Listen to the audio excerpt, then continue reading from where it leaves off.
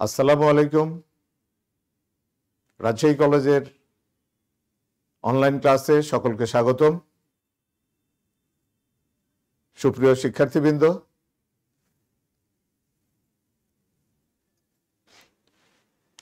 সকলকে সুপ্রভাত।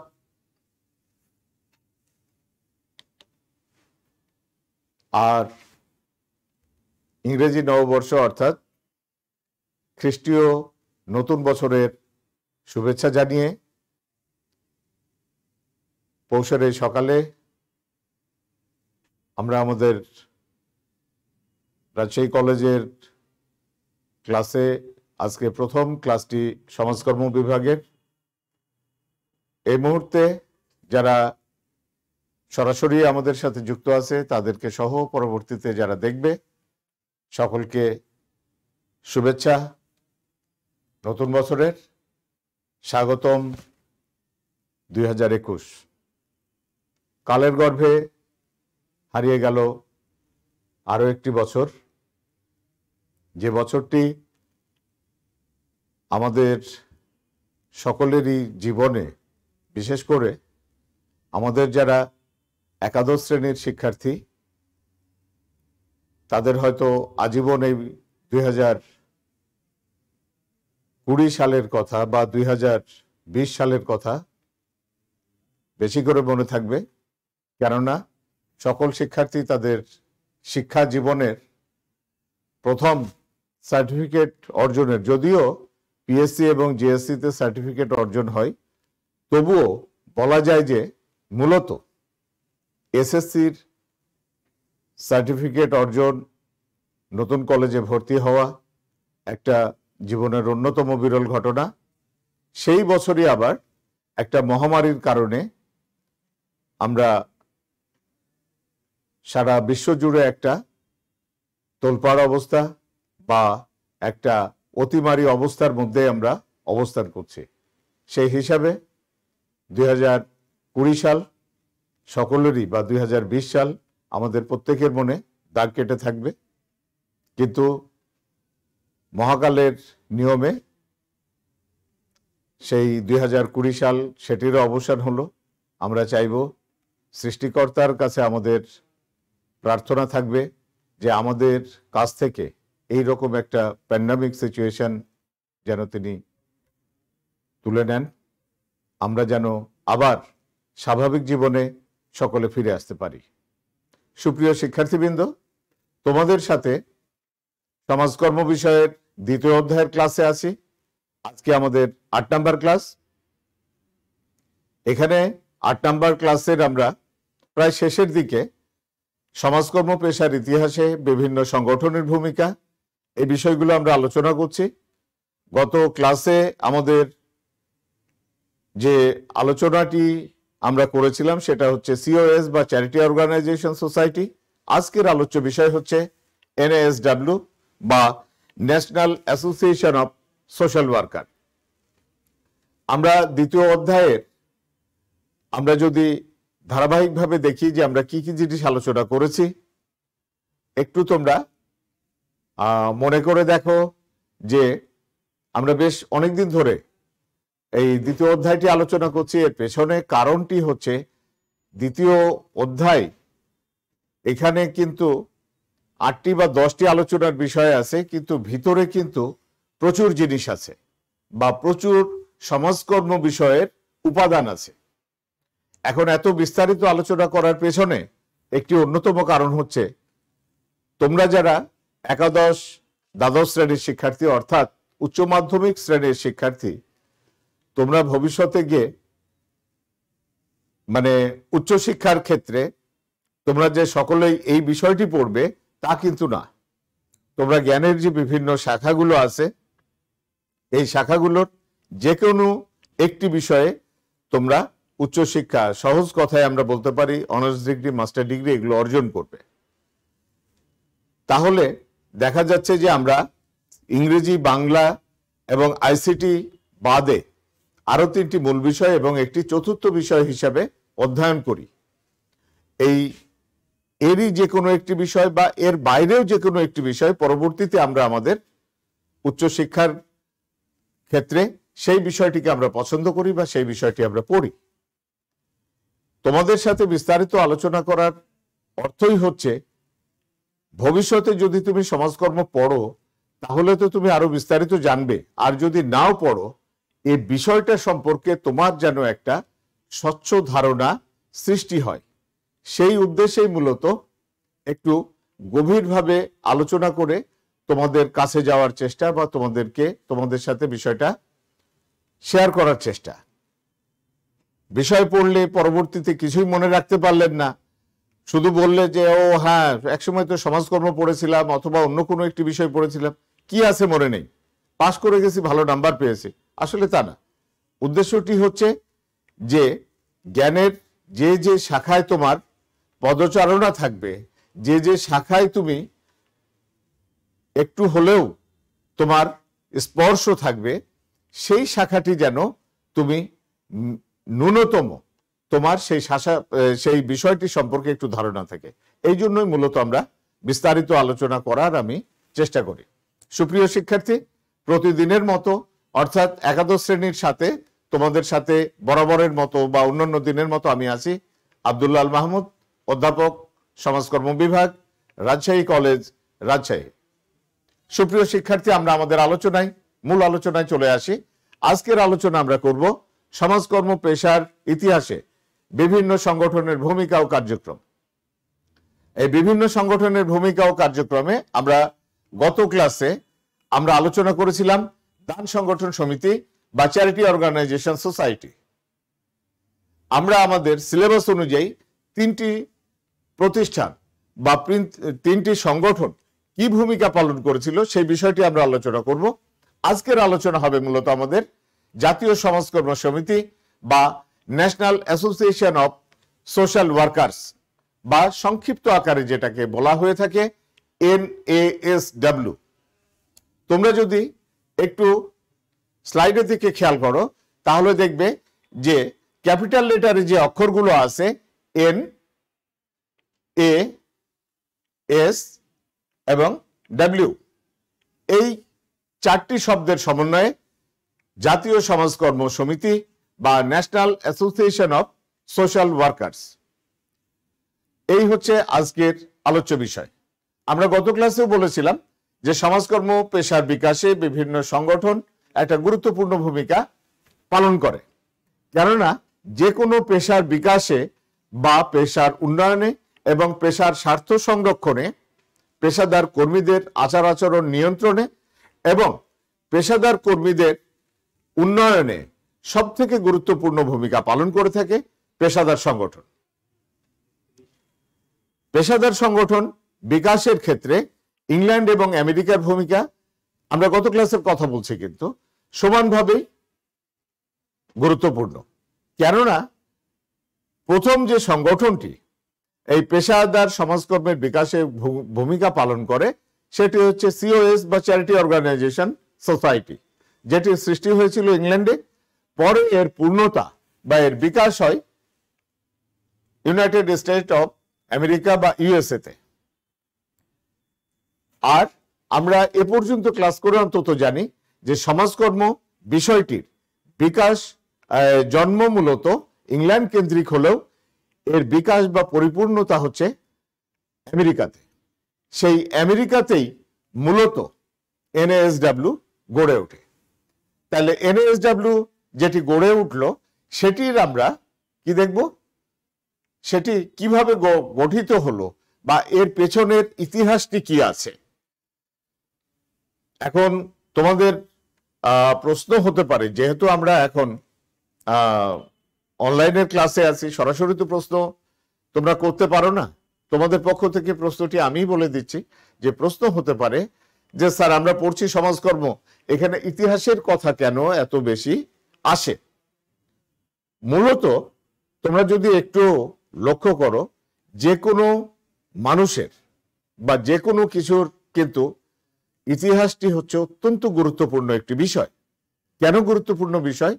যখন তোমাকে জিজ্ঞেস করা হচ্ছে তোমার নাম কি, তুমি ক অথবা এরকম কোনো একটি তুমি নামের অধিকারী, সাথে সাথে কিন্তু তুমি দেখো যে তোমার সার্টিফিকেট বলো, অন্য যে কোনো জায়গার আইডেন্টিটি বা পরিচিতি বলো, সেখানে কিন্তু তোমার মায়ের নাম, তোমার বাবার নাম এটি চলে আসছে।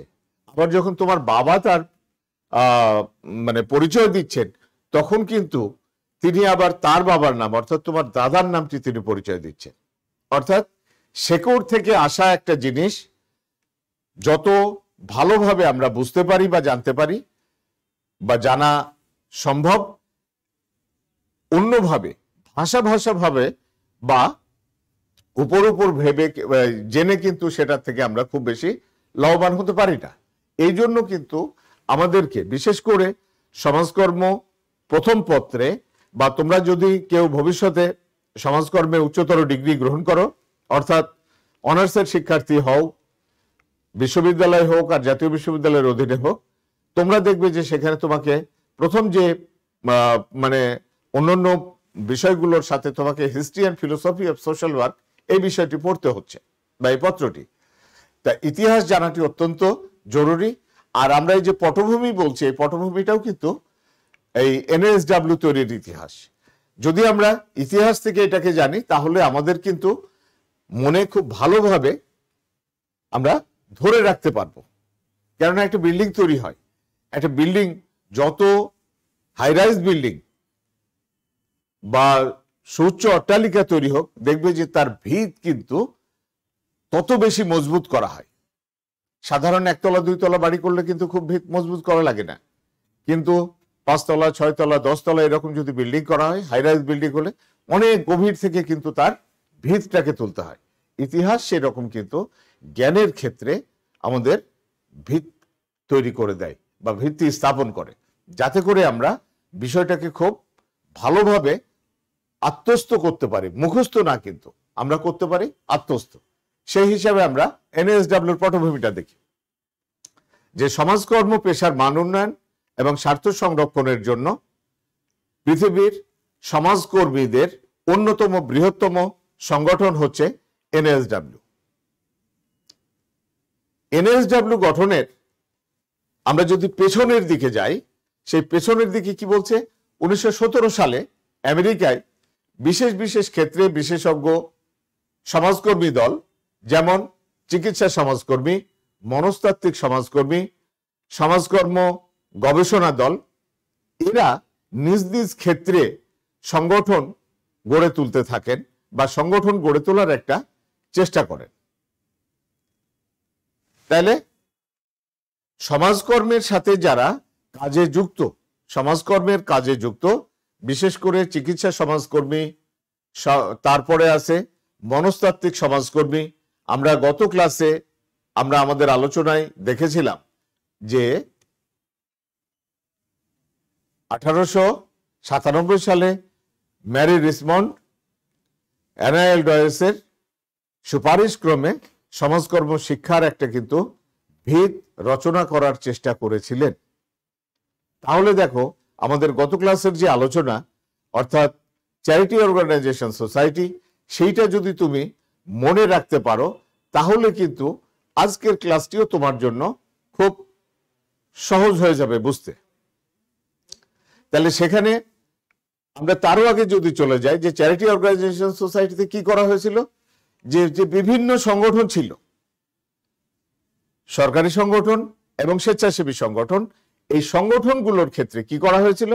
সংগঠনগুলোকে একত্রিত করে, যাতে করে কাজের পুনরাবৃত্তি না হয় বা সহজ কথায় রিপিটেশন না হয়, এই রিপিটেশন রোধ করা বা মানে বিস্তীর্ণ জায়গায় বা সকলকে যেন সুযোগ বা সুবিধাটি পৌঁছে দেওয়া যায়, সেই লক্ষ্যেই কিন্তু চ্যারিটি অর্গানাইজেশন সোসাইটিগুলো গঠন করা হয়েছিল।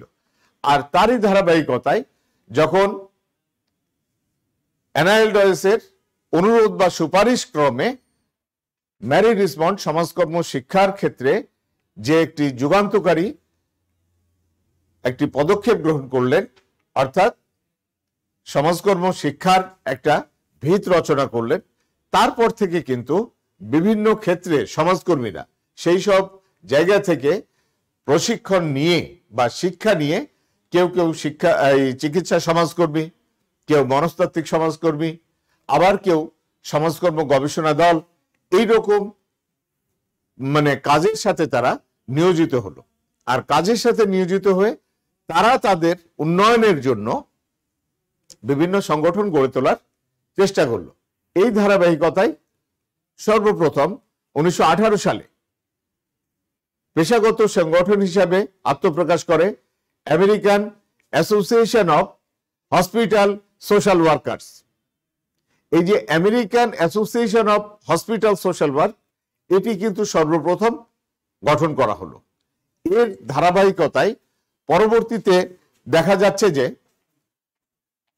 এই সংগঠনটি American association of medical social worker এই নামে আত্মপ্রকাশ করে।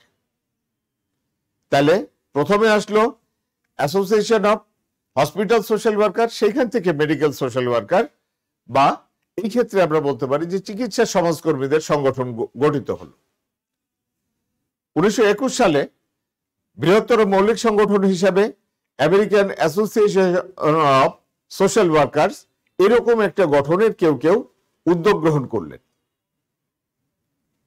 কিন্তু সময়ের বিবর্তনে সমাজকর্মীদের স্বার্থ সংরক্ষণ এবং পেশার উন্নয়নের জন্য এইসব বিচ্ছিন্ন বিচ্ছিন্ন সংগঠন একত্রিত মানে কোনো বলিষ্ঠ ভূমিকা রাখতে সক্ষম হচ্ছিল না।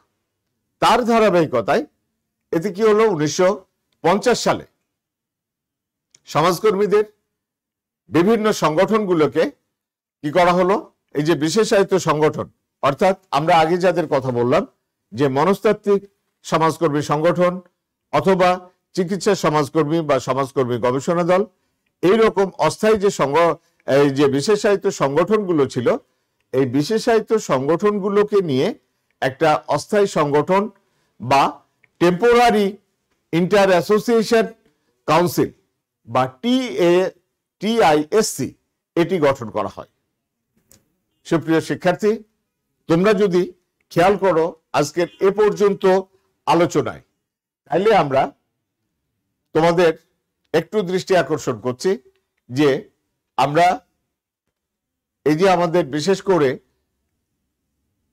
MCQ বা বহু নির্বাচনী যে প্রশ্নগুলো থাকে, এই বহু নির্বাচনী প্রশ্নগুলোর ক্ষেত্রে কিন্তু আমরা সবসময় তোমাদেরকে পরামর্শ দিয়ে থাকি যে তোমরা প্রতিটি বইয়ের, যার যে বই আছে, যে লেখকেরই বই থাকুক না কেন, তুমি অবশ্যই কি করবে যে বইয়ের প্রতিটি লাইন বাই লাইন তুমি পড়ার চেষ্টা করবে। তাতে করে দেখা যাবে যে তুমি অনেক প্রশ্নের উত্তর সেখান থেকে বের করে আনতে পারছো। যেমন আমরা এখানে বলতে পারি যে আমরা এই যে প্রথম পেশাগত সংগঠন হিসাবে শুরু কি হলো 1918 সালে American association of hospital social workers, এই যে আমরা এটা বলছি। তাহলে যদি তোমার প্রশ্ন আসে যে প্রথম কত সালে, সিকিউ এর যদি জ্ঞানমূলক প্রশ্ন আসে প্রথম কত সালে আমেরিকায় পেশাগত সংগঠন গড়ে তোলার উদ্যোগ গ্রহণ করা হয়, তোমার যদি লাইন বাই লাইন পড়া থাকে তাহলে তুমি অবশ্যই বলতে পারবে যে 1918 সালে। আবার এই প্রশ্নটা যদি জ্ঞানমূলক থেকে অনুধাবনের দিকে যায়, অনুধাবনের প্রশ্ন হলে কি হতে পারে, অনুধাবনের প্রশ্ন হতে পারে যে প্রথম কোন সংগঠন গঠিত হয়।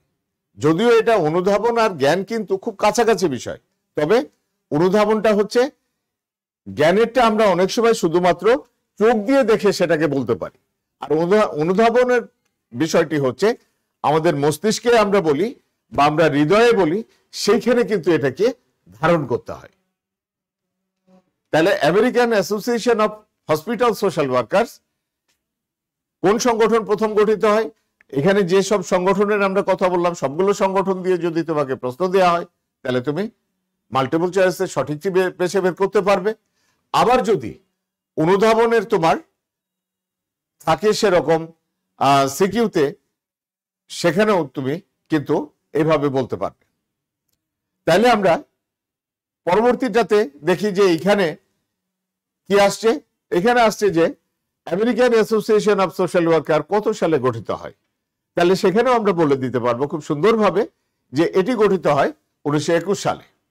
অথবা যদি আমাদের আসে TISC, টেম্পোরারি কি আসছে ইন্টার অ্যাসোসিয়েশন কাউন্সিল, শুরু করা হয়েছিল কিন্তু এই সংগঠনটি টেম্পোরারি বা অস্থায়ী ভিত্তিতে। এই টেম্পোরারি ইন্টার অ্যাসোসিয়েশন কাউন্সিল এটিরও কিন্তু যদি ইলাবোরেশন আসে, অর্থাৎ পূর্ণরূপ লিখো, এবং সেখানে যদি এমসিকিউ এর প্রশ্নের জ্ঞানমূলক প্রশ্ন আসে, আশা করি তোমরা সেটিও কিন্তু পারবে।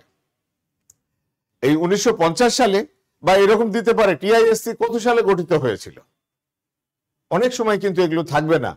আবার তোমাদের কাছে তোমরা প্রশ্নও করতে পারো যে স্যার আমার তো অমক প্রকাশনী বা অমক রাইটারের বই আছে, অমক স্যারের বই আছে, সেই বইটি আবার এরকম আপনি যে প্রশ্ন বলছেন এটি অনুশীলনীতে নাই। সুপ্রিয় শিক্ষার্থী, তোমাদের জানার সুবিধার্থে বলছি যে তোমাদের এই সৃজনশীল বিষয়টি যেহেতু তোমরা নিচের ক্লাস থেকে পড়ে এসে অভ্যস্ত, তোমাদের দৃষ্টি আকর্ষণ করছি এইভাবে যে সৃজনশীল বিষয়টির কিন্তু অনুশীলনের প্রশ্ন বলে কোনো কিছু হয় না। তোমার মধ্যে থেকে তোমার ক্রিয়েটিভিটি বা সৃজনশীলতা বের করার জন্যই তোমাকে বিষয়ের গভীর পর্যন্ত তোমাকে কিন্তু যেতে হবে বা প্রবেশ করতে হবে। এই জন্য হয়তো তুমি দেখবে যে এই টিআইএসসি এরকম কোনো প্রশ্ন কোনো বইয়ের অনুশীলনে এখন পর্যন্ত হয়তো দেয় নাই, কিন্তু তুমি যে বোর্ড প্রশ্নে এটি পাবে না এর নিশ্চয়তা কিন্তু মানে অনিশ্চয়তা আমরা বলতে পারি না, বা নিশ্চয়তাও বলতে পারি যে হওয়ার সম্ভাবনা অনেক গুণ বেশি। যাই হোক, আমরা এই টিআইএসসি থেকে বেরিয়ে আসি। টিআইএসসি 1952 সালে একক একটি কেন্দ্রীয় সংগঠনের সিদ্ধান্ত নেয়। টেম্পোরারি ইন্টার অ্যাসোসিয়েশন কাউন্সিল কি করলো, একটা কেন্দ্রীয় সংগঠন গঠিত হবে এই সিদ্ধান্ত নিল। এর ধারাবাহিকতায় আমেরিকার 7টি বিশেষায়িত সংগঠন মিলে 1955 সালের 1 অক্টোবর সর্বসম্মতিক্রমে national association of social workers বা এনওএস গঠন করে বা এনওএস গঠিত হয়। তাহলে এখানেও কিন্তু তোমার আমরা যে প্রশ্নের কথায় ছিলাম এনএএসডব্লিউ কত সালে গঠিত হয় বা কোন তারিখে গঠিত হয় সেটাও তুমি শিখলে বা সেটি তুমি বলতে পারলে, অথবা যদি এনএএসডব্লিউর পূর্ণরূপ গঠন প্রক্রিয়া বলো তাহলে সেখান থেকেও কিন্তু তুমি এটি বলতে পারছো। এর সদস্য সংখ্যা বর্তমানে বলা হচ্ছে 1,50,000 বা তারও বেশি। তারও বেশি আমরা এই কারণে বলছি কেননা আমেরিকার যে 50টি তার রাজ্য আছে বা স্টেট আছে, এই 50টি স্টেটেই কিন্তু যারা সমাজকর্মী হিসাবে কাজ করতে চায় তাদের কিন্তু এনএএসডব্লিউর কাছ থেকে বা এই সংগঠনের কাছ থেকে তাদেরকে লাইসেন্স বা অনুমোদন নিতে হয়। আর এটি কিন্তু শুধু এনএএসডব্লিউর অনুমোদন না, মার্কিন যুক্তরাষ্ট্র বা তাদের সরকারের এটি রাষ্ট্রীয় অনুমোদন। আর এনএএসডব্লিউর প্রধান কার্যালয় আমেরিকার রাজধানী ওয়াশিংটন ডিসিতে। তোমাদের মনে থাকে যেন এই জন্য আমরা কিন্তু এটি লেখার ক্ষেত্রে একটু অন্য কালি ব্যবহার করেছি যে এনএএসডব্লিউর প্রধান কার্যালয় ওয়াশিংটন ডিসিতে, যেটি আমেরিকার রাজধানী।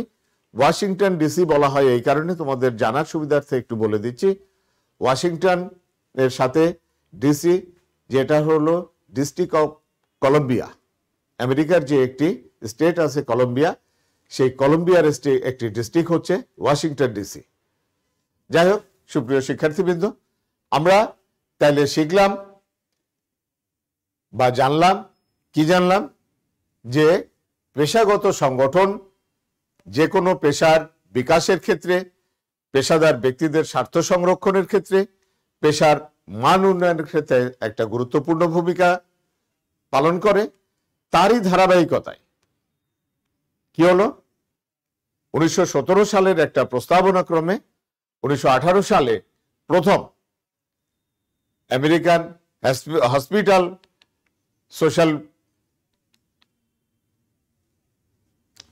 Association of hospital social workers এটি গঠন হলো। তার পরবর্তীতে এসে এই সংগঠনটি আমেরিকান হসপিটাল সোশ্যাল ওয়ার্কার্স এটি হয়ে গেল বা এটিকে পাল্টানো হলো American association of medical social worker.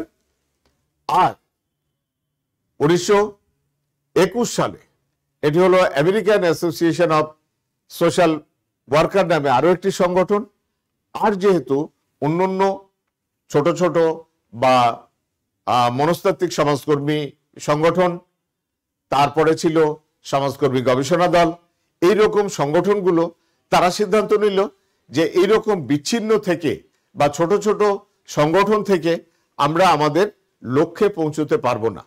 তারই প্রেক্ষিতে 1950 সালে তারা কি করলো, টিআইএসসি নামক একটি অস্থায়ী একটা সংগঠন করলো। এই টিআইএসসি পরবর্তীতে তারা একটা কেন্দ্রীয় সংগঠন গঠনের সিদ্ধান্ত নেয়, আর সেই কেন্দ্রীয় সংগঠন 7টি সংগঠনকে সমন্বয় করে 1955 সালের 1 October national association of social worker এটি গঠন করে।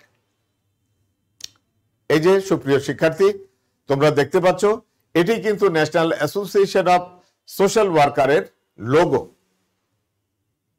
অথবা আমরা বলতে পারি এটি হচ্ছে তাদের প্রতীক। সুপ্রিয় শিক্ষার্থীবৃন্দ, এই প্রতীকটি আনার উদ্দেশ্য হচ্ছে তোমাদের অনেক ক্ষেত্রে কিন্তু সৃজনশীল প্রশ্নের ক্ষেত্রে যেমন উদ্দীপক ব্যবহার করা হয়, ঠিক একইভাবে উদ্দীপকে কোনো একটি গল্প বা কোনো একটি তোমাদের কাছে দৃশ্যপটের অবতারণা করা হয়। ঠিক একইভাবে অনেক সময় কিন্তু এইরকম বিভিন্ন ধরনের লোগো বা বিভিন্ন ধরনের প্রতীক বা প্রতীকী জিনিসগুলো বা ছবি, এগুলো কিন্তু তোমাদের জন্য প্রশ্নে থাকে, যেটি তোমরা ইতিপূর্বে তোমাদের যে শ্রেণীতে তোমরা অধ্যয়ন করে এসছো, অষ্টম শ্রেণী বা নবম দশম শ্রেণী, অথবা তোমার এসএসসিতেও কিন্তু তুমি এটি দেখেছো। এই যে এনএএসডব্লিউ বা national association of social worker, এই লোগোটি দিয়েও কিন্তু তোমার প্রশ্ন হতে পারে। প্রশ্ন না হোক, তুমি তো অন্তত লোগোটি চিনলে এবং এর ইতিহাসটিও জানলে। সুপ্রিয় শিক্ষার্থী, এরপরে আমরা চলে আসি যে 7টি বিশেষায়িত সংগঠন নিয়ে এনএএসডব্লিউ গঠিত হয়েছিল, এর ইয়েটি আমরা দেখি। এই 7টি সংগঠন, যে 7টি সংগঠন এখানে আমরা পরপর দিয়েছি, American association of hospital social worker, যেটি আমরা একটু আগেই বললাম, যেটি 1918 সালে প্রতিষ্ঠিত। American association of hospital social worker, American association of social worker, American association of psychiatric social worker, American association of group workers, national association of school social workers, তারপরে আছে association for the study of community organisation, সর্বশেষ হচ্ছে social work research group. এবং তোমরা একটু লক্ষ্য করে দেখো, প্রত্যেকটি সংগঠনের পাশে পাশে কিন্তু, এটি তোমাদের বইয়েও আছে, যে প্রত্যেকটি সংগঠন কোন সালে গঠিত হয়েছিল সেগুলোর কিন্তু সালও এখানে উল্লেখ করা আছে। যেমন American association of hospital social worker, যেটি পরে মেডিকেল সোশ্যাল ওয়ার্কার হলো, এটি 1918 সালে। American association of social workers, এটি 1921 সালে। American association of psychiatric social worker, এটি 1926 সালে। American association of group workers, এটি 1936 সালে। National association of school social workers, এটি গঠিত হয়েছিল 1945 সালে। এবং association for the study of community organisation, এই সংগঠনটি গঠিত হয়েছিল 1946 সালে। আর সোশ্যাল ওয়ার্ক রিসার্চ গ্রুপ, এটি 1949 সালে। এই 7টি সংগঠনের সমন্বয়ে মূলত গঠিত হয়েছিল national association of social workers. সুপ্রিয় শিক্ষার্থী, এই ন্যাশনাল অ্যাসোসিয়েশন অফ সোশ্যাল ওয়ার্কার্সের উদ্দেশ্যটা কি ছিল? কোনো কিছু একটি লক্ষ্য বা কোনো কিছু একটাকে সামনে রেখেই কিন্তু একটা সংগঠন গঠিত হয়, যেটি আমরা আগেও বলেছি, যেটি হচ্ছে যে পেশার মান উন্নয়ন, পেশার সাথে যারা সম্পর্কিত তাদের উন্নয়ন এবং পেশাদার ব্যক্তিদের মর্যাদা রক্ষা, এই সকল বিষয়, সেই উদ্দেশ্যগুলোকে যদি আমরা আরেকটু বিস্তারিতভাবে দেখার চেষ্টা করি, সর্বপ্রথম আমরা বলছি সমাজকর্ম পেশা ও সমাজকর্মীদের মান উন্নয়ন। National association of social workers যে কাজটি করলেন, বা যেটি তাদের প্রথম উদ্দেশ্য বা প্রধান উদ্দেশ্য ছিল, যে সমাজকর্ম পেশা এবং সমাজকর্মীদের মান উন্নয়ন করা। এখন পেশা এবং ব্যক্তি, এটার মান উন্নয়নের জন্য কি প্রয়োজন? মান উন্নয়নের জন্য প্রয়োজন শিক্ষা এবং গবেষণার উন্নয়ন। সমাজকর্ম, শিক্ষা এবং গবেষণার উন্নয়ন, তাহলে কি হবে? সমাজকর্ম পেশা এবং সমাজকর্মীদের মান উন্নয়ন হবে। পরবর্তীতে বলা হচ্ছে সমাজকর্মীদের বেতন ভাতা ও কর্ম পরিবেশ উন্নতকরণ। বেতন ভাতা, আমরা তাদেরকেই সমাজকর্মী বলি বা তাদেরকেই সমাজকর্ম বলা হয়, যদিও এটি পরবর্তী অন্য একটি অধ্যায়ে আছে, পেশা যে অধ্যায়টিতে আছে। তোমরা এমনি নিজেদের বই থেকে দেখতে পারো। জাস্ট তোমাদের জানার জন্য একটু বলে দিচ্ছি যে তাদেরকেই আমরা পেশাদার ব্যক্তি বলি, যারা কোনো একটি বিশেষ বিষয়ের উপরে জ্ঞান অর্জন করে ওই বিষয়টিকে সে জীবিকা নির্বাহের মাধ্যম হিসাবে গ্রহণ করে।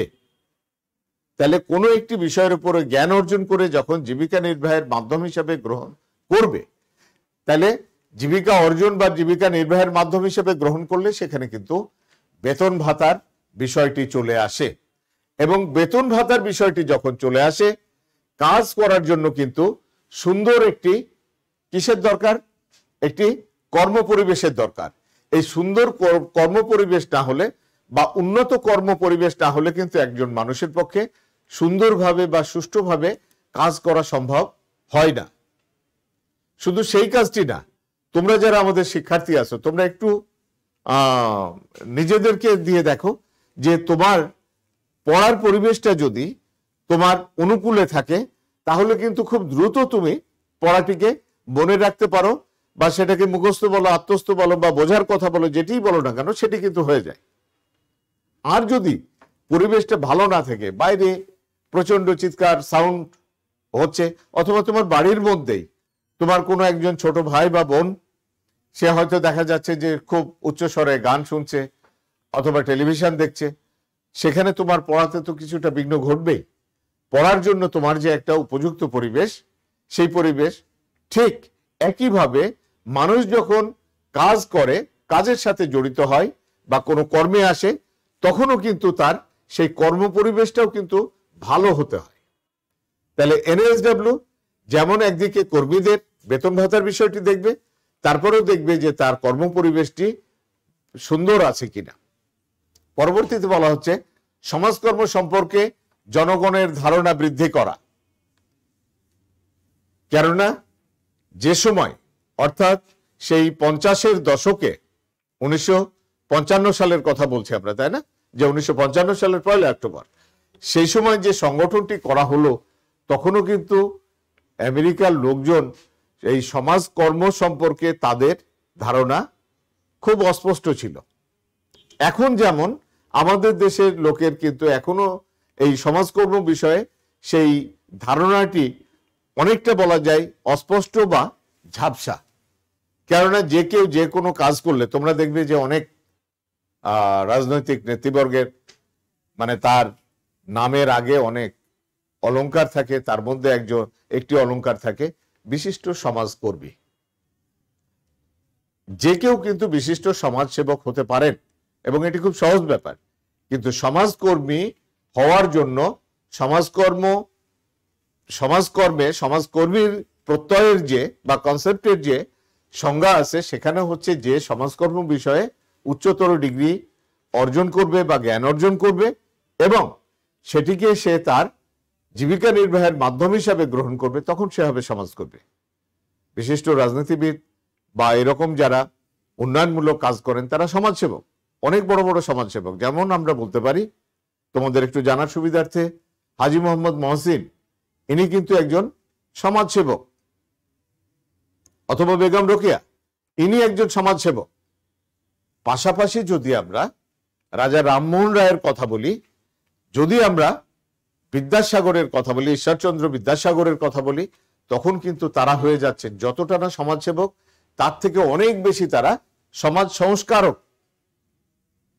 তাইলে এই জায়গার পার্থক্যগুলো অবশ্যই তোমরা সমাজকর্মের শিক্ষার্থী হিসাবে এই যে সূক্ষ্ম পার্থক্য বা খুব ছোট পার্থক্য, এইরকম পার্থক্যের ধারণাটা অবশ্যই যেন তোমাদের থাকে। তাহলে আমরা কি বলছি যে সমাজকর্ম সম্পর্কে জনগণের ধারণা বৃদ্ধি করা, এটিও একটি কিন্তু উদ্দেশ্য। আমেরিকার জনগণ জানতো না, স্বাভাবিকভাবে আমাদের দেশের জনগণ তো এখনো জানবে না। এবং আমাদের দেশের যে সমাজকর্মমূলক কাজগুলো হওয়ার কথা বা হচ্ছে, সেগুলো কিন্তু অপেশাদার ব্যক্তিরাই আছেন। অপেশাদার ব্যক্তিরা কিরকম? যেমন যে কেউ যে কোনো বিষয়ের উপরে লেখাপড়া করে এই সমাজকর্মের বিষয়ে বা বাংলাদেশ সরকারের সমাজ কল্যাণ মন্ত্রণালয়ের বিভিন্ন চাকরির ক্ষেত্রে তারা আসছেন। একজন সমাজকর্মে উচ্চতর ডিগ্রিধারী যত ভালো করে বা যে সব বিষয়গুলো পড়বেন, একজন বিজ্ঞান গ্রাজুয়েট বা বিজ্ঞানে উচ্চতর ডিগ্রি অর্জনকারী, অথবা বাণিজ্য শাখায় উচ্চতর ডিগ্রি অর্জনকারী, অথবা কলা শাখায় উচ্চতর ডিগ্রি অর্জনকারী কিন্তু অত ভালোভাবে বা সুন্দরভাবে তার কাজটি পরিচালনা করতে তিনি স্বাভাবিকভাবে প্রাথমিকভাবে কিছু বাধার সম্মুখীন হতে পারে। এই জন্য সমাজকর্মকে পেশাদারি তো গ্রহণ দেওয়ার জন্য বা পেশাদারি অবস্থানে নিয়ে যাওয়ার জন্য বড় একটা ফ্যাক্টর হচ্ছে বা বড় একটা বিষয় হচ্ছে সমাজকর্ম সম্পর্কে জনগণের ধারণা বৃদ্ধি করা। এরপর আছে সমাজকর্মের প্রশাসনিক ব্যবস্থার উন্নয়ন, যে কথাটি আমি একটু আগে বললাম যে আমাদের দেশের, বাংলাদেশের বা এরকম তৃতীয় বিশ্বের অনেক দেশে কিন্তু এরকম সমাজকর্মের কাজগুলো বা সরাসরি জনগণের সাথে যে কাজগুলো, সেই কাজগুলো কিন্তু যে কোনো সাধারণ কাজের লোকরা এসে করে থাকেন। কিন্তু সেই কাজটি যদি সেরকমভাবে সমাজকর্মে উচ্চতর ডিগ্রিধারীরা করতে পারতেন তাহলে কিন্তু অনেকটা ভালো হতো, এটাই প্রত্যাশা করা যায়। যেমন ভাবে আমরা কলেজ পর্যায়ে এসে তোমাদেরকে, আমি যেরকম সমাজকর্মে উচ্চতর ডিগ্রিধারী, আমি তোমাদের শুধু সমাজকর্ম বিষয়টি শুধু কিন্তু তোমাদের সাথে আলোচনায় আসি বা তোমাদের ক্লাস নিই সহজ কথায়, বা তোমাদের পাঠ কার্যক্রমের সাথে জড়িত থাকি। ঠিক একইভাবে যে ব্যক্তিটি বা যিনি বাংলায় উচ্চতর ডিগ্রিধারী বা বাংলা বিষয়টিতে যার ডিগ্রি এসছে, তিনি কিন্তু তোমাকে বাংলায় পাঠদান করে, কেননা তার মতো বাংলা বিষয়ের ওই রকম জ্ঞানের গভীরতা আমার কিন্তু নেই। অথবা আনুষঙ্গিক বিষয় হিসেবে অনেক সময় বা আমরা যখন আমাদের ছাত্র জীবনে আমরা কেউ রাষ্ট্রবিজ্ঞান পড়েছি, কেউ সমাজবিজ্ঞান পড়েছি, কেউ অর্থনীতি পড়েছি, কিন্তু অর্থনীতি বা সমাজবিজ্ঞান বা রাষ্ট্রবিজ্ঞানের সেই জ্ঞানের গভীর পর্যন্ত কিন্তু আমরা পৌঁছতে সক্ষম হই নাই। যে কারণে কিন্তু আমরা কলেজ পর্যায়ে এসে বা উচ্চতর শিক্ষার ক্ষেত্রে, এই উচ্চ মাধ্যমিক বলো বা অনার্স মাস্টার্স বলো, সেখানে এসে কিন্তু আমরা তোমাদেরকে এই সমাজকর্মে পাশ করা লোক আমরা রাষ্ট্রবিজ্ঞান পড়াই না, বা সমাজকর্মে পাশ করা লোক তোমাকে অর্থনীতিও পড়াতে যান না। এই জন্য কিন্তু বিষয় সম্পর্কে যখন ভালো বা একটা গভীর ধারণা থাকে তখন কিন্তু এটি করা সম্ভব হয়, যেটি এই যে প্রশাসনিক ব্যবস্থার উন্নয়ন, পেশাদার ব্যক্তি নিয়োগ করলে কিন্তু এই প্রশাসনিক কাজগুলো ভালোভাবে করা সম্ভব হয়। পরবর্তীতে বলা হচ্ছে ব্যবহারিক নৈতিক মানদণ্ড ও কার্যকরণ। ব্যবহারিক নৈতিক মানদণ্ড কি? যখন আর একজন মানুষের সাথে তুমি কাজ করতে যাবে, কোন মানুষ? যে মানুষটি অসহায় এবং তোমার কাছে সাহায্য প্রার্থনা করছে, তাহলে এই মানুষটির সাথে কাজ করতে গেলে সমাজকর্মীর ব্যবহারিক নৈতিক মানদণ্ড, অর্থাৎ কেমন ধরনের তার সাথে আচার আচরণ করবে, কি ব্যবহারটি হবে, প্রত্যেকটা পেশার বা পেশাদার ব্যক্তিদের কিন্তু এই নৈতিক এবং ব্যবহারিক একটা মানদণ্ড থাকে। যে নৈতিক এবং ব্যবহারিক মানদণ্ড থেকে একজন অত্যন্ত ঘৃণিত বা কি বলা যায় সমাজ বিরোধী মানুষ, তিনি যখন আইনের আশ্রয় প্রার্থনা করেন তখন কিন্তু একজন আইনজীবী তাকে সহায়তা করে, আইনগত সহায়তা দেন। সেই আইনজীবী কিন্তু খারাপ না। অথবা সমাজের খুব ঘৃণিত বা নিন্দিত একজন মানুষ চিকিৎসা নিতে একজন চিকিৎসকের কাছে গেছে, চিকিৎসক কিন্তু বলেন না যে আপনি মরে যান, আপনি খারাপ লোক, আপনার মরে যাওয়া উচিত। চিকিৎসক কিন্তু তাকে সঠিক চিকিৎসা বা ট্রিটমেন্টটি দিয়ে থাকেন। ঠিক একইভাবে সমাজকর্মীদের কাছেও যখন এইরকম অসহায় বা এইরকম লোকরা আসবে, তারা কেমন কি ব্যবহার করবে এবং সেই ব্যবহার করার জন্য কি কি তাদের মানে জানার দরকার, কি কি এথিক্স মানার দরকার, এগুলো কিন্তু এই এনএসডব্লিউ ঠিক করে দিবে বা সেটির কার্যকারিতা দেখবে। এরপর বলছে সমাজকর্ম অনুশীলনের উন্নয়ন, অর্থাৎ প্র্যাকটিসের উন্নয়ন। যে যে যে জায়গায় সমাজকর্ম প্রয়োগ করা হচ্ছে সেখানে কি কি কর্মপরিবেশ, কেমন ধরনের কর্মী, কেমন ধরনের অন্যান্য সাপোর্ট এগুলি লাগবে, এগুলির উন্নয়ন করা। কর্মীদের যোগ্যতা প্রত্যায়িত করা। যোগ্যতা প্রত্যায়িত করা হচ্ছে তাদেরকে সার্টিফিকেট দেয়া, অর্থাৎ কে কোন লেভেলের। কেউ তার সমাজকর্মের জ্ঞান অর্জন করার পর তার উচ্চতর ডিগ্রি অথবা মাস্টার ডিগ্রি কেউ করলো হসপিটাল সোশ্যাল ওয়ার্কার হিসাবে, কেউ করলো সাইকিয়াট্রিক সোশ্যাল ওয়ার্কার হিসাবে, কেউ বা করলো স্কুল সোশ্যাল ওয়ার্কার হিসাবে। এই যে বিভিন্ন সেক্টরে কাজ করলো, যেমন ভাবে তোমরা দেখো যে চিকিৎসকদের বা ডাক্তার সাহেবদের কিন্তু বিভিন্ন সেক্টর আলাদা আছে। কেউ হার্টের ডাক্তার, কেউ সার্জারির, কেউ মেডিসিনের, কেউ আছে আয়ের, কেউ আছে ইএনটির, কেউ আবার ডেন্টিস্ট আছেন। এই রকম ভাবে এই যে সমাজকর্মীদের তাদের কে কোন দিকে কাজ করতে পারবে তার সেই যোগ্যতাকে প্রত্যায়িত করা, অর্থাৎ তাকে সার্টিফিকেট দেয়া, অন্যান্য দেশের সমাজকর্ম পেশাকে ছড়িয়ে দেয়া, এটাও একটা উদ্দেশ্য ছিল। এবং যার ফলে আমরা আমাদের দেশে বা এরকম তৃতীয় বিশ্বের দেশগুলোতে আমরা যখন পরবর্তীতে আমাদের এই ফার্স্ট ইয়ারের আমাদের শেষের আমাদের কিন্তু এরকম একটি অধ্যায় আছে যে অন্যান্য দেশে কিভাবে সমাজকর্ম পেশা আসছে বা তাদের অবস্থা কি, সেখানে আমরা বিষয়টি দেখতে পাবো। তারপর বলা হচ্ছে সামাজিক অবস্থার উন্নয়ন, এটিও একটি উদ্দেশ্য ছিল। পরবর্তীতে আমরা যদি চলে যাই যে এনএসডব্লিউর কার্যাবলী কি ছিল বা কাজগুলো কি, তাহলে উদ্দেশ্যগুলো যদি আমরা ভালোভাবে জানি তাহলে কিন্তু কাজগুলো আমাদের কাছে সহজ হয়ে আসে। উদ্দেশ্য তো আমরা দেখলাম, সেই উদ্দেশ্যগুলো বাস্তবায়ন করার জন্য সদস্যদের পেশাগত মান উন্নয়নে সহায়তা করা, এটা একটা কাজ ছিল। পেশার অনুশীলনের মান প্রতিষ্ঠা সংরক্ষণ করা, কার্যকর সামাজিক নীতির উন্নয়ন করা। কেননা সামাজিক, আমরা সুপ্রিয় শিক্ষার্থী তোমাদের এই প্রসঙ্গে বলে রাখি, সামাজিক নীতি বলেও কিন্তু আমাদের একটি অধ্যায় আছে, এটি সম্ভবত 7 নম্বর অধ্যায়। এই কার্যকর সামাজিক নীতির উন্নয়ন, অর্থাৎ যদি রাষ্ট্রীয়ভাবে বা সামাজিকভাবে কাজ করার কোনো নীতি না থাকে তাহলে কিন্তু সেখানে কাজটি করা যায় না। তারপর বলা হচ্ছে সদস্যদের স্বার্থ সংরক্ষণ মূলক সেবাদান এবং পেশাগত মর্যাদা সুরক্ষা। যারা এনএসডব্লিউ সদস্য বা কর্মী হিসাবে আছে তাদের স্বার্থ সংরক্ষণমূলক তাদেরকে সেবা দেয়া আর পেশাগত মর্যাদা সুরক্ষা করা। সমাজকর্মের নৈতিক মানদণ্ড প্রণয়ন, উন্নয়ন, গ্রহণ করা। এই যে সমাজকর্মের নৈতিক মানদণ্ড, যেটি আমরা আমাদের আগের স্লাইডে কিন্তু বলেছিলাম, এই যে ব্যবহারিক নৈতিক মানদণ্ড কার্যকরণ এবং সমাজকর্ম অনুশীলনের উন্নয়ন, ঠিক এই বিষয়টি কিন্তু আমাদের এখানে আসছে যে সমাজকর্মের নৈতিক মানদণ্ড প্রণয়ন, উন্নয়ন এবং গ্রহণ করা।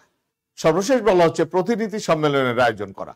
এই প্রতিনিধি সম্মেলনের আয়োজন করার উদ্দেশ্যটাই হচ্ছে বিভিন্ন দেশে সমাজকর্ম বা এই পেশাটি কি অবস্থায় আছে সেটি তাদের পারস্পরিক মত বিনিময় বা তাদের কাছ থেকে তাদের মতামত নিয়ে সেই সব জায়গায় প্রয়োজনীয় কি ব্যবস্থা গ্রহণ করা যায় এই ব্যবস্থাগুলি গ্রহণ করা। এরপর আমরা সর্বশেষ আসছি যে ভূমিকাটা কি। সুপ্রিয় শিক্ষার্থী, এই প্রসঙ্গে তোমাদের বলে রাখি, তোমরা বা আমরা অনেক সময় দেখি যে কোনো একটা জিনিস উপস্থাপনের সময় আমরা একটা ভূমিকা বলে শুরু করি। এটি কিন্তু সেই ভূমিকা না, স্টার্টিং ভূমিকা না, এটি হচ্ছে রোল বা তারা কি কাজ করছে। আমরা যেহেতু আগেরটিতে কার্যাবলী বলেছিলাম এই জন্য এখানে কার্যাবলী না এনে বলছি তারা কি ভূমিকা পালন করছে। সে ভূমিকাটা বলা হচ্ছে এনএসডব্লিউ যে ভূমিকাগুলো পালন করছে তার মধ্যে অন্যতম সমাজকর্মীদের রেজিস্ট্রেশন ও লাইসেন্সের ব্যবস্থা করা। সমাজকর্মীদের লাইসেন্সের যে ব্যবস্থা করা সেটা হচ্ছে academy of certified social worker গঠন, আর এর মাধ্যমে সমাজকর্মীদের রেজিস্ট্রেশন ও লাইসেন্স প্রদান করা, যেটি আমরা আগেই বললাম যে তাদের কাজের প্রত্যয়ন দেওয়া বা প্রত্যায়িত করা বা লাইসেন্স দেওয়া। এ প্রসঙ্গে তোমাদের বলে রাখি, মার্কিন যুক্তরাষ্ট্রে বা আমেরিকাতে যে কোনো কাজ করতে যাওয়ার জন্য বা কাজ করার জন্য কিন্তু রেজিস্ট্রেশন বা লাইসেন্সটা হচ্ছে অত্যন্ত জরুরি বিষয়। আমি একটা বিষয় তোমাদের সাথে একটু শেয়ার করি। আমি নিজে মার্কিন যুক্তরাষ্ট্রে যাইনি, বিভিন্ন পত্র পত্রিকা, বই, ম্যাগাজিন, জার্নাল এগুলো পড়ে যতটুকু অভিজ্ঞতা এবং আমাদের যে সকল বন্ধুরা আছে তাদের সাথে গল্প করে যেটুকু শোনা, যে কোনো কাজ করতে গেলে, যে কোনো কাজ, এমন কি বলা যায় যে যারা যে চুল কাটে, ঠিক আছে, বা সেলুনের কাজ করে, এই চুল কাটার কাজটি করতে গেলেও কিন্তু তাকে লাইসেন্স প্রাপ্ত হতে হয়। তাছাড়া কিন্তু সে আমাদের দেশে ওই যে কোনো একটি সেলুনে বা চুল কাটার দোকানে অ্যাসিস্ট্যান্ট হিসাবে থাকে, আস্তে আস্তে শেখে, তারপরে কাটা শুরু করে। কিন্তু তা কিন্তু না, কেউ যদি চুল কাটতে যায় তাকে কিন্তু সেই বিষয়ে লাইসেন্স গ্রহণ করতে হবে এবং লাইসেন্স গ্রহণ করার আগে কিন্তু মানুষের অন্তত আর কিছু না হোক এই মাথার এই যে বাইরের যে অংশটি আছে এই সম্পর্কে ধারণা নেওয়া বা জ্ঞান অর্জন করা, পরবর্তীতে দরখাস্ত করা এবং লাইসেন্স প্রাপ্ত হওয়া। এমনকি তোমরা জানো যে এই যে বড় বড় হোটেল যেগুলো আছে, 7 তারকা, 5 তারকা বা 3 তারকা যেসব হোটেল বা রেস্টুরেন্ট গুলো আছে, এগুলোতে যারা শেফ হিসাবে কাজ করে তাদেরকেও কিন্তু এরকম বড় বড় প্রতিষ্ঠান থেকে রেজিস্ট্রেশন বা লাইসেন্স প্রাপ্ত হতে হয়। এমনকি মার্কিন যুক্তরাষ্ট্র বা আমেরিকাতে কেউ যদি ওষুধের দোকানের সেলসম্যান হিসেবে কাজ করে বা ওষুধ বিক্রেতা হিসেবে কাজ করে, ওষুধ বিক্রেতা হওয়ার জন্য কিন্তু তাকে লাইসেন্স প্রাপ্ত হতে হয়। ঠিক একইভাবে সমাজকর্মের মতো এরকম একটি কাজ করবে আর লাইসেন্স প্রাপ্ত হতে হবে না তা কিন্তু না, তাদেরকেও কিন্তু এই লাইসেন্স প্রাপ্ত হতে হয় বা রেজিস্ট্রেশন গ্রহণ করতে হয়। আর এটি দেওয়ার জন্য আছে academy of certified social worker. এটি এনএসডব্লিউ গঠন করে রেখেছে। এনএসডব্লিউ তো চারিদিকটা দেখে, কাজগুলোকে ছোট ছোট সেক্টরে ভাগ করেছে। সেই একটি সেক্টর হলো রেজিস্ট্রেশন এবং লাইসেন্স দেওয়া, এবং এই রেজিস্ট্রেশন লাইসেন্স দেওয়ার জন্য তারা academy of certified social worker এটি গঠন করেছে। এরপর আছে নৈতিক মানদণ্ড এবং ব্যবহারিক নীতিমালা, যেটা আমরা আগেও বলেছিলাম যে সমাজকর্মীদের নৈতিক মানদণ্ড এবং ব্যবহারিক নীতিমালা কিন্তু গঠন করা এই একটা গুরুত্বপূর্ণ বিষয়, যেটি তোমরা হয়তো অনেকেই জানো। আমাদের দেশে যারা আইনজীবী আছে তাদের কিন্তু নিজস্ব সংগঠন আছে, বাংলাদেশ বার কাউন্সিল। আমাদের দেশে যারা চিকিৎসক আছে তাদেরও সংগঠন আছে, বিএমএ বা বাংলাদেশ মেডিকেল অ্যাসোসিয়েশন। এই বাংলাদেশ মেডিকেল অ্যাসোসিয়েশন বা বাংলাদেশ বার কাউন্সিল এরা কি করে, তাদের যারা সদস্য তাদের নৈতিক মানদণ্ড ঠিক করা এবং ব্যবহারিক নীতিমালা ঠিক করা, এটি কিন্তু তারা করে থাকে। ঠিক একইভাবে এনএসডব্লিউর ক্ষেত্রেও কিন্তু 1960 সালের 13 অক্টোবর পেশার একটা নৈতিক মানদণ্ড এটা প্রণয়ন করেছিল। কয়েকবার এটা সংশোধিত হয়ে 1966 সালে সংশোধিত নৈতিক মানদণ্ড হিসাবে সারা বিশ্বের সমাজকর্মীদের দায়িত্ব পালনের ক্ষেত্রে এটি একটি গাইডলাইন বা রোড ম্যাপ বলা যেতে পারে, এই যে নৈতিক মানদণ্ড এনএসডব্লিউ তৈরি করে। সুপ্রিয় শিক্ষার্থী, তাইলে এখানেও কিন্তু তোমরা আবারও একটু ওই পরীক্ষা ভীতির মধ্যে নিয়ে যাচ্ছি না, জাস্ট তোমাদের সাথে বিষয়টা শেয়ার করছি যে এখানেও কিন্তু হতে পারে যে সর্বশেষ কত সালে বা প্রথম কখন এনএসডব্লিউ সমাজকর্ম পেশার নৈতিক মানদণ্ড অনুমোদন করে। যদি প্রথম বলে 1966 সালে 13 অক্টোবর, আর যদি বলে সংশোধিত আকারে কখন, তখন হচ্ছে 1966 সালে। এই নৈতিক মানদণ্ডও গেল। এর সাথে আরেকটি বিষয় আসছে, এনএসডব্লিউর একটি আছে কিন্তু প্রকাশনা সেল। এই প্রকাশনা সেল কি করে, সমাজকর্ম পেশার উন্নয়নের জন্য নিয়মিতভাবে বিভিন্ন গ্রন্থ, জার্নাল, রেফারেন্স ইত্যাদি প্রকাশ করছে। 1955 সালে এনএস প্রথম তার মুখপত্র হিসাবে বা তারা একটা পত্রিকা বের করে, যে পত্রিকাটার নাম ছিল দ্য সোশ্যাল ওয়ার্ক পত্রিকা।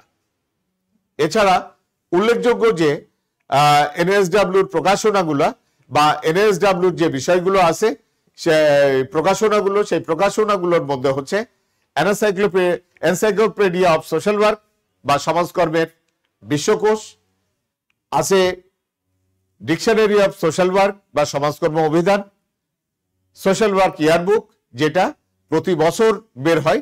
সুপ্রিয় শিক্ষার্থী, তোমাদের জানার জন্য বলি যে এনসাইক্লোপিডিয়া অফ সোশ্যাল ওয়ার্ক বা সমাজকর্মের যে বিশ্বকোষ, এই সমাজকর্মের বিশ্বকোষ অর্থাৎ কখন থেকে আসলো, কিভাবে, যে কোনো বিষয়ের বিশ্বকোষ কিন্তু জ্ঞানের বলা যায় যে মানে প্রথম বা সব থেকে গুরুত্বপূর্ণ একটি জায়গা। এই কাজটি কিন্তু এই এনএসডব্লিউ করেছিল। সাথে সাথে এনএসডব্লিউ আরো একটি বিষয় করেছে, যেটা হচ্ছে ডিকশনারি অফ সোশ্যাল ওয়ার্ক। এটিও কিন্তু প্রকাশ করে NSW. Dictionary of social work কেন দরকার পড়ছে? ডিকশনারি অফ সোশ্যাল ওয়ার্ক দরকার পড়ছে এই কারণেই, যেহেতু সমাজকর্ম কোনো একটি জ্ঞানের শাখাগুলোর ক্ষেত্রে কোনো একটি মৌলিক জ্ঞান নয়। এটি কি?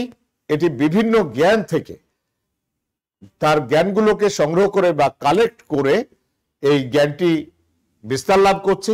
সেই ক্ষেত্রে এই ডিকশনারি অফ সোশ্যাল ওয়ার্ক একটা বড় ভূমিকা রাখছে। কেননা যখন মনোবিজ্ঞান থেকে কোনো জ্ঞান আসছে, যখন প্রাকৃতিক বিজ্ঞান থেকে কোনো জ্ঞান আসছে, বা যখন ইতিহাস থেকে কোনো জ্ঞান আসছে, তখন সেইখানে একটি যদি যথাযথ অভিধান থাকে, তাহলে সেই বিষয়টি যারা এই বিষয়টি পাঠ করে তাদের জানার জন্য একটা বড় ভূমিকা রাখে। আর এছাড়াও বলা হচ্ছে সোশ্যাল ওয়ার্ক ইয়ারবুক, যেটি প্রতি বছর প্রকাশিত হয়ে থাকে। সারা বিশ্বের সমাজকর্মীদের বিভিন্ন অবস্থা, সমাজকর্মের অগ্রগতি ইত্যাদি বিষয়ে এখানে প্রকাশিত হয়। সর্বশেষ আমরা বলতে পারি যে বর্তমান বিশ্বে সমাজকর্মীদের দক্ষতা বৃদ্ধি, পেশাগত মান উন্নয়নের মাধ্যমে সমাজকর্মকে একটা সুদৃঢ় ভিত্তির উপর প্রতিষ্ঠার ক্ষেত্রে এনএসডব্লিউ অদ্বিতীয় সংগঠন। এনএসডব্লিউ প্রতিষ্ঠিত না হলে উন্নত বিশ্বের সমাজকর্ম এত দ্রুত পেশা হিসেবে আত্মপ্রকাশ করতে পারত না। এবং অন্যভাবে বলা যায় যে আমাদের মতো এইরকম অনুন্নত বা উন্নয়নশীল যেগুলো দেশগুলো, আমরা তো উন্নয়নশীলের মধ্যে পড়ি, এখানে কিন্তু এখনো সমাজকর্ম সেভাবে পেশাদারের রূপ পায়নি বা সেটি বিকশিত হতে পারে নাই। তবে আশার কথা, এনএসডব্লিউর সহায়তায় বিশ্বের এরকম দেশগুলোতে কিন্তু সমাজকর্ম তার পেশাগত মর্যাদা অর্জন করা বা পেশার বিকাশের ক্ষেত্রে একটি গুরুত্বপূর্ণ ভূমিকা পালন করতে সক্ষম হচ্ছে। সুপ্রিয় শিক্ষার্থী, সকলকে এই ক্লাস থেকে বিদায় নিচ্ছি আমি। সকল অশুভকে দূর করে শুভ হোক আমাদের নতুন বছর 2021 সাল। সকলে ভালো থাকবে। আর পরামর্শ একটি, যে অবশ্যই স্বাস্থ্যবিধি মেনে চলার চেষ্টা করবে। ধন্যবাদ সবাইকে। আসসালামু আলাইকুম।